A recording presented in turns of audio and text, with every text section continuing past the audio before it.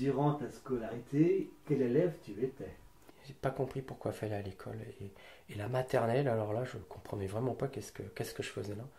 Euh, Puisqu'avant c'était la liberté, moi j'étais un enfant libre, il fallait garder ma liberté, mais il a fallu aller à la maternelle, et alors là, ça a été un drame. C'était un drame d'aller à la maternelle pour moi. Ça, si je me souviens, quand même, j'ai un souvenir où, avec des copains, là, on avait des pétards, on voulait mettre le feu à l'école. Tellement on n'était pas bien, là. À la maternelle? À la maternelle. À la maternelle. Ouais, ouais. Et voilà, donc après, voilà, moi, le côté enfant, c'était le côté rébarbatif de l'école. C'était pas. Je m'y suis mis, hein, il fallait m'y mettre, mais je me souviens au CP, là, c'était dur à faire, apprendre des choses, les calculs, j'y arrivais pas. Je me souviens de la maîtresse qui me disait, mais non, mais il n'y arrive pas, hein, il va pas y arriver. Mais en fait, si, je sais pas pourquoi. Il y a eu un déclic, et je sais pas ni pourquoi ni comment. Il y a eu un déclic où à partir des premières années du CE1, ouais, ça a été mieux. Je me suis un peu plus impliqué, on va dire, pour apprendre à lire, à écrire, à faire des choses plus difficiles, plus complexes. Mais voilà, à la base, je sentais bien au moins que j'avais pas ça, moi, quoi. Il a fallu que je fasse des efforts pour y aller, pour y être. Et c'était important de le faire, évidemment. C'était important.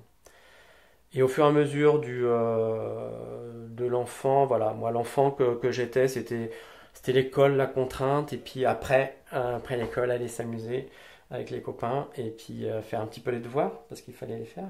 Mais c'était surtout aller s'amuser avec les copains, quoi. Ça, c'était super important. C'était la récompense de la journée. Et, euh, et voilà, c'est ce qui m'a fait tenir, je pense, cette vie d'école et de labeur pour apprendre les choses. Après toute cette partie primaire et tout, j'étais devenu un bon élève qui apprenait, bachotait. Alors, je dis pas, j'apprenais beaucoup par cœur. Et alors, je dis pas que je comprenais tout de A à Z de ce qu'il fallait apprendre. Surtout dans les mathématiques ou des trucs comme ça, j'avais d'habitude d'apprendre par cœur les exercices. Et puis alors, dès que ça sortait des sentiers battus, aïe aïe aïe, ça posait problème. Mais je m'y suis fait, j'ai réussi quand même à pallier à ça. Mais il a fallu là aussi faire des efforts. Là, il a fallu que je me remette en question euh, par rapport à ça. C'est-à-dire qu'à partir de la première, voilà, la première et terminale, ça a été compliqué. Ma première a été compliquée et j'ai redoublé. Et ma première terminale a été compliquée et j'ai redoublé. Mais par contre, voilà, c'est le point positif, c'est que là aussi, il a fallu que je me remette en question. J'ai pas voulu continuer comme je faisais. Il a fallu que je prenne un autre tournant. Et là, c'est bien quand c'est comme ça, quand on se pose les bonnes questions et qu'on a des réponses à ces questions. Ben, on peut faire autrement. Alors, des fois, c'est rien, c'est pas grand-chose. Je me souviens d'avoir acheté un tableau blanc on écrit avec des tableaux, un tableau qui s'efface, quoi. Et rien que ça m'a, je sais pas, des fois ça fait des déclics, on sait pas pourquoi.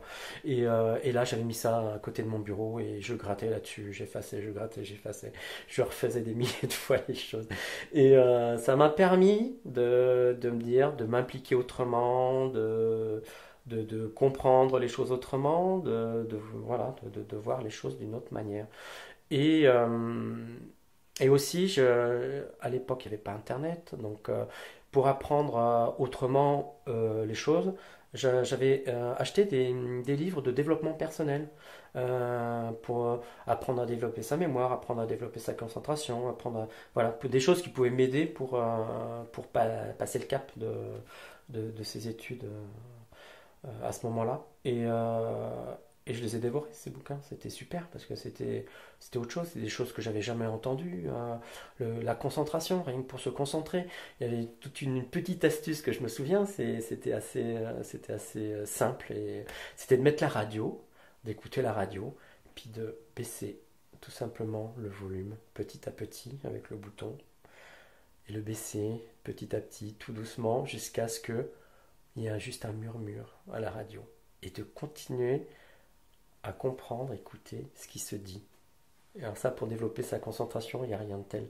Il y a besoin de rien. Et voilà, c'est plein de petites astuces comme ça qui étaient données dans ces bouquins qui m'ont permis de passer le cap de cette première et la deuxième terminale. Et puis, donc ces études aussi, ça m'a montré que bah, faut pas toujours écouter. On a toujours tendance à vouloir écouter ceux qui nous donnent des conseils, les adultes. Quand c'est sa famille aussi, c'est intéressant de les écouter, mais c'est pas toujours les bons choix. Donc, moi, j'étais après ma première. J'ai fait la deuxième qui était pas mal parce que je me suis bien débrouillé, j'avais des bonnes notes, mais voilà, donc on m'a dit oh là là, faut faire la plus grande, faut faire la terminale C, à l'époque c'était les maths. Alors ma maman voulait que je fasse ça, je dis mais t'es sûr, moi non, ça va être trop dur et tout, je le sens pas trop. Mais si, on m'a dit que ça ouvrait les plus gros débouchés, c'était bien. Voilà, c'était toujours l'histoire de se projeter pour être socialement un peu au-dessus de ce qu'ils avaient été. Donc moi ouais, je me suis laissé embarquer là-dedans et ça n'a pas du tout été.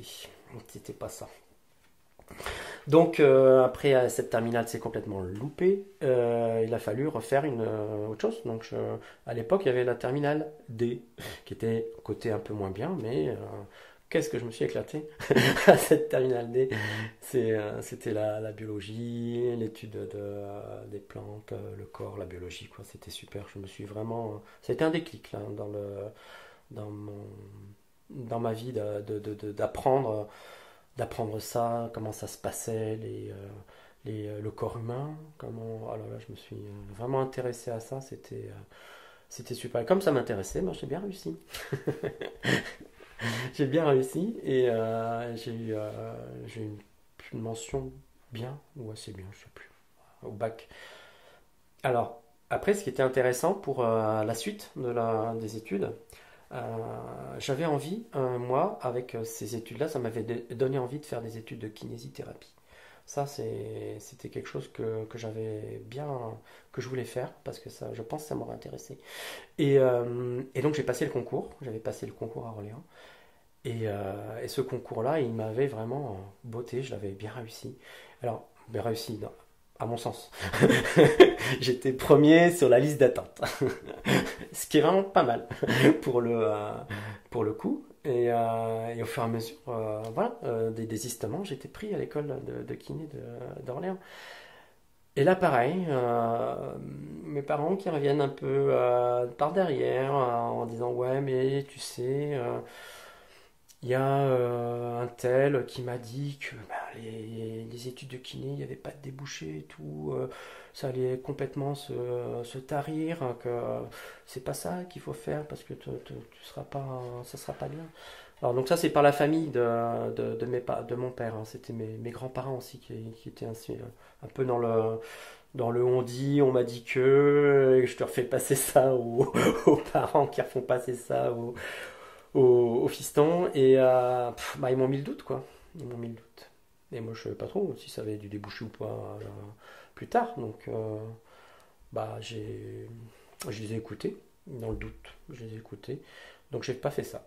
Mais je regrette maintenant parce que c'est quelque chose, je pense que c'est quelque chose qui m'aurait vraiment beaucoup beaucoup plu de faire. Et surtout quand on voit les kinés qu'il y a qui tirent les rigots là. On peut se dire que si, il y aurait eu du débouché pour moi quand même. Et et voilà, donc après je me suis lancé parallèlement j'étais pris dans un IUT de biologie appliquée. Et la biologie appliquée, c'est quelque chose d'assez concret, c'est-à-dire que les études d'IUT c'est concret. On fait des choses, des TP, ça c'est bien aussi, ça me plaisait bien. Donc j'ai réussi ma première année et après il y avait une option à faire, à choisir. Et j'ai pris génie de l'environnement. Parce que l'environnement m'intéressait. C'est quelque chose qui me touche particulièrement, l'environnement, depuis que je suis jeune. Et, euh, et donc,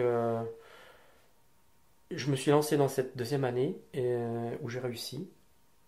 Et à partir de là, qu'est-ce que tu veux faire dans la vie, mon coco? Et bah, j'en sais rien toujours. On m'a posé je sais pas combien de fois la question, mes grands-parents surtout, qu'est-ce que tu veux faire dans la vie? Et je sais pas. Et finalement, je sais pas pourquoi, il y a un cours qui a duré 3 4 heures dans l'année, qui m'avait bien plu, qui parlait de l'eau potable, faire de l'eau potable et traiter les eaux usées. Et, euh, et ça n'a pas duré longtemps, ce petit cours. Je n'ai pas spécialement bien réussi au contrôle, mais ça me plaisait quand même.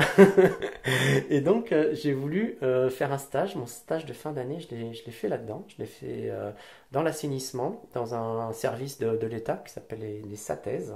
J'ai fait ça à Orléans. Et ça m'a permis d'entrer dans ce domaine-là. Et de confirmer que ça me plaisait bien. Donc, et voilà. Et ben, la vie m'a fait que je travaille dans ce domaine-là maintenant. Je travaille dans l'assainissement. Dans une grosse société, elle s'appelle Suez, et sur laquelle on fait des choses super intéressantes depuis pas mal de temps, puisque je travaille dans ce domaine-là depuis 91.